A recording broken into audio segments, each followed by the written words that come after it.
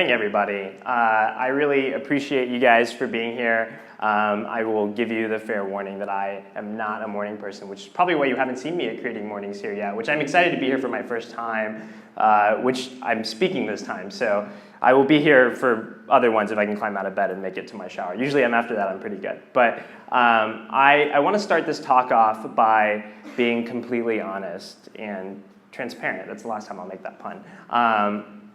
I'm not a designer. I actually don't know what I am, but I do share your obsession with kerning.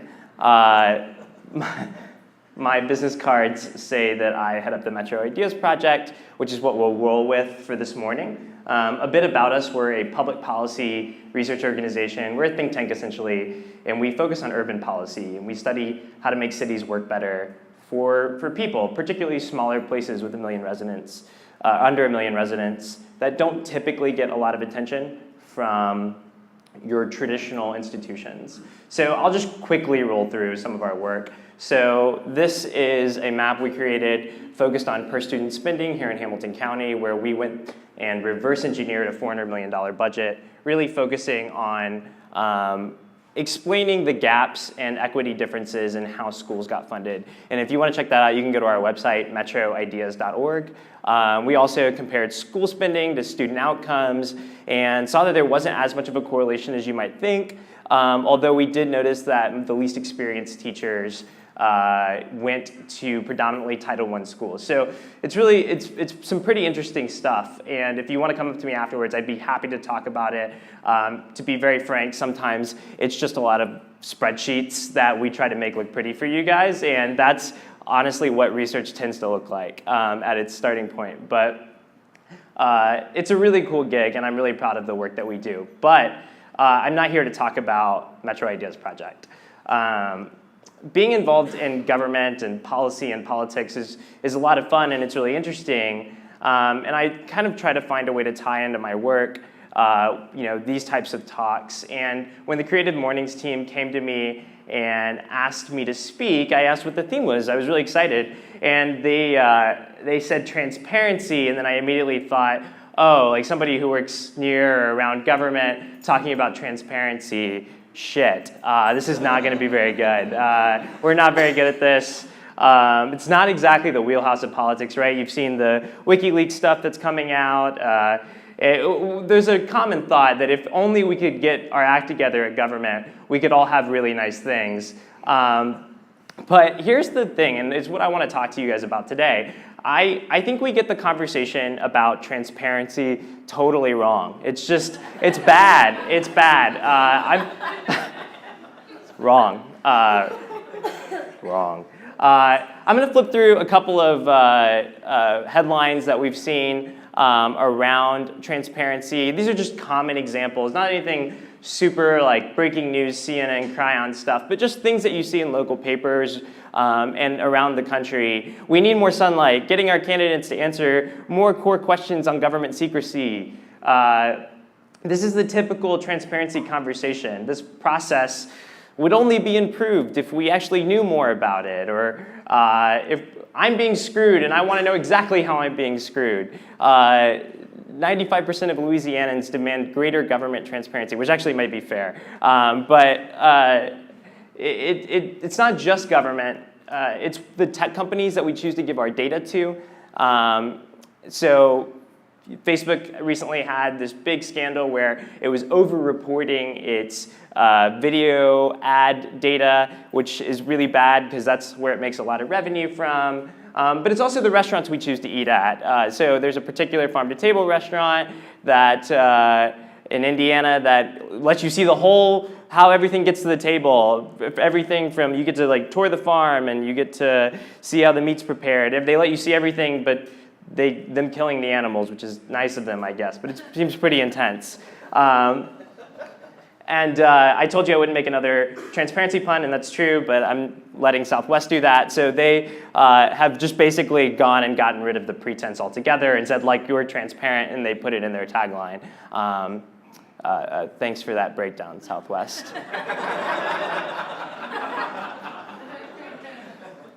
It's even in the way that we think about our journalism, right? Like journalism itself wants to be transparent, or we want it to be. So here's a correction from the New York Times that came out in 2012. I'll let you read it. It's a very important, very serious error on behalf of the New York Times. Twilight Sparkle, very, very different than Fluttershy. Very different. But transparency, it's a powerful and moving idea. See, transparency is one of those concepts typically heralded as axiomatic. That it being that transparency is good because it's transparent. But I'm here to submit to you that I think that's a really lazy and crappy argument. I think it cheapens the actual value of transparency, and I'm going to challenge us to go a little bit deeper today. So what we actually mean oftentimes when we say transparency, or what we want, is trust and accountability. Those are the critical building blocks to the work that many of you are doing each and every day, from designing brands and creating ads that build confidence in your customers, to coding avenues for users to report problems and bugs. Transparency is something that we say, but often what we really mean is trust.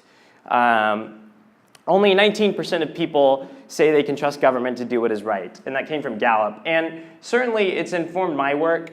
Trust in public institutions is at an all-time low, and that has severely hindered the ability for government at any level to best serve its people. I saw that when I was working on that education project I showed you earlier. We reverse engineered a $400 million budget, and whenever I told people that we were working on this, I actually got a lot of questions about what scandals we had flagged and if we had finally found all that waste and corruption. We hadn't. Rather, what we found was that the district budget looked very similar to a lot of school systems across the country. It was a little antiquated, it was convoluted, and it was mind-numbingly boring sometimes. It was just like super dull. Like who knew budgets could be really boring?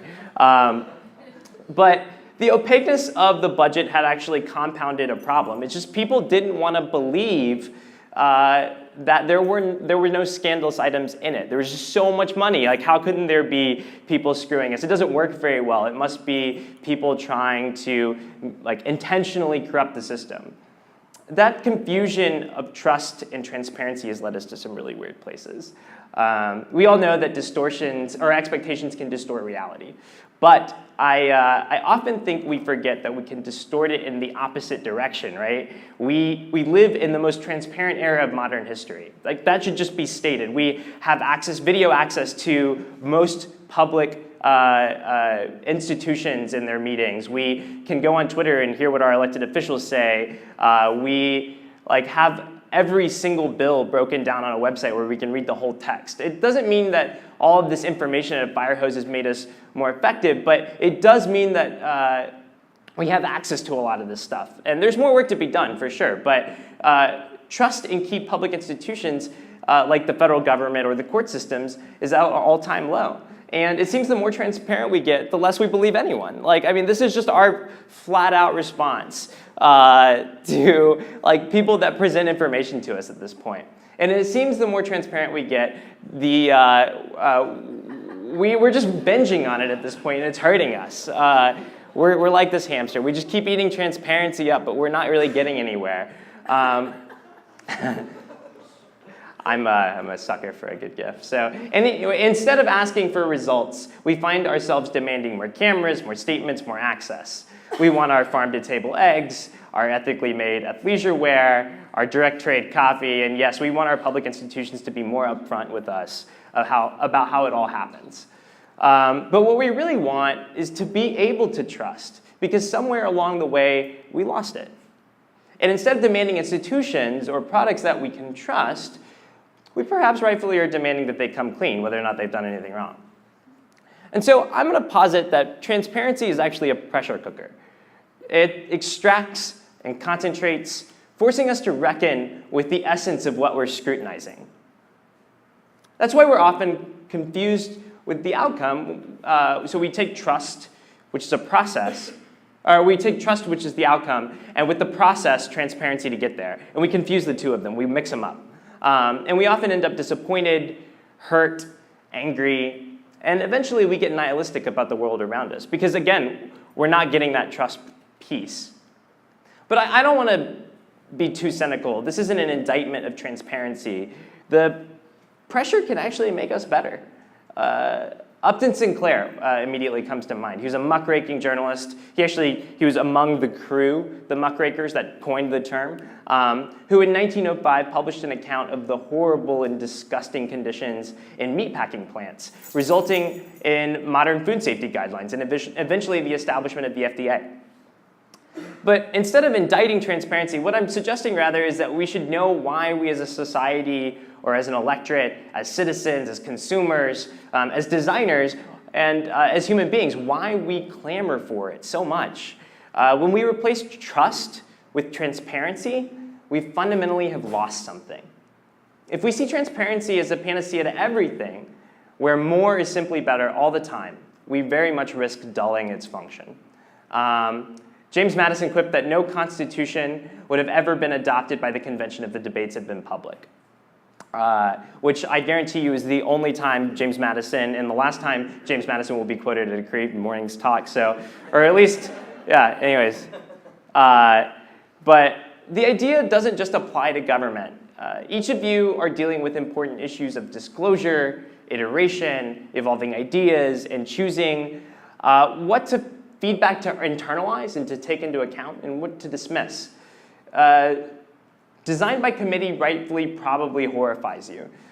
In fact, being able to explore bad or incomplete ideas and tinker and toy with them until you're satisfied that nothing is there, or maybe you discover a gem, that's a process that is critical to good design. Sharing the earliest iteration of a project may occasionally be fun and informative, but it distracts and detracts from the design objective itself. And ultimately, it betrays a lot of the frustrating work that you guys do, of which there is a lot, that goes into something great. I have, yeah, I'm really playing to the crowd with that stuff. But rather than a binary, transparency is a continuum. That's kind of what I'm positing today. It's a range between lying and really uncomfortable oversharing. And that idea informs our research at MIP. While we have a commitment to open data, we also chose not to indiscriminately publish reams of personal information or readouts of conversations held in confidence.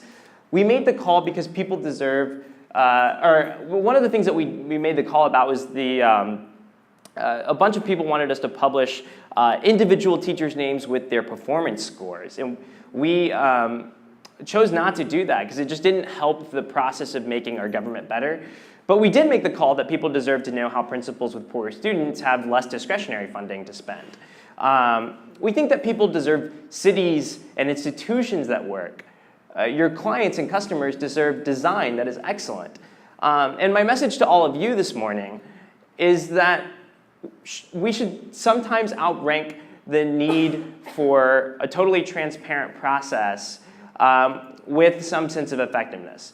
Remember, a lot of times when we're asking for transparency, what we're asking for is trust. And what we should trust, what people learn to trust is something that is effective. Transparency is often demanded when we see something that's broken and we want to understand what doesn't work. And that's exactly how it should be. But transparency often threatens effectiveness.